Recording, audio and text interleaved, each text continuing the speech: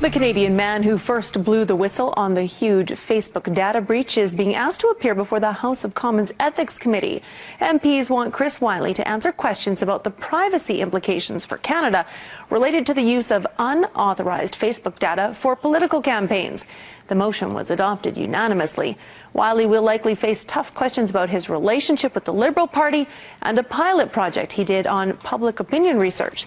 Executives from Facebook, Amazon, and Google have also been called to appear.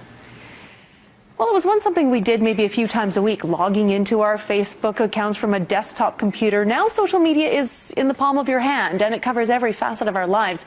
There's even a movement underway to delete your account, but a social media expert says we are too attached to that. Wade Sorkin, thanks for being here. My pleasure. Social media, so huge right now, but you say we are addicted, and this is a health issue.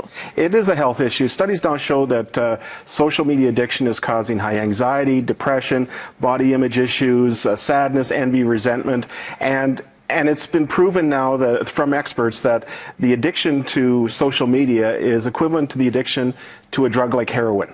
And we often think, this is a problem with teens, right? It's hard to get your teen off their phone, but it is everywhere, all age groups. It is, and I speak to a lot of teen groups, but I also speak to adults. You see, the young people today, they don't know a world without the internet and social media, but adults do. But they're just as addicted as well, because it's meant to be addictive.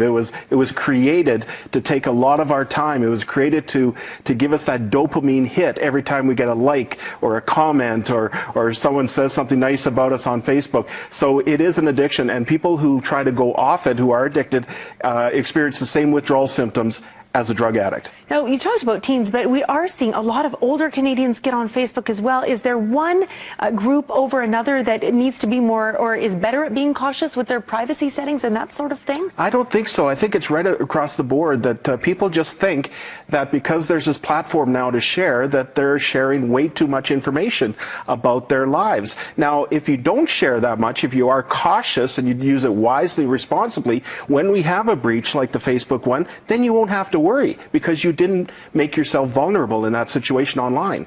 And people sometimes say, well, I have the highest privacy settings that I can, but we are vulnerable to hacking. Once you've put something out there, it is out there. It's true, and this is what I try to tell young people, you can't get it back, whether it's a picture, a post, or anything. But it's true, it's out there forever, and there are hackers who are always looking to be way ahead of the latest privacy settings and security settings. So yes, set them to that, but you have to be your own filter. You have to be able to say, you know what, I'm not going to share this about myself because that puts me in a vulnerable situation, whether I do have the highest settings or anything like that. It is so integrated into our lives. We see businesses using it. We see community groups using it. Is there a chance people will really take the step of deleting their Facebook accounts? No.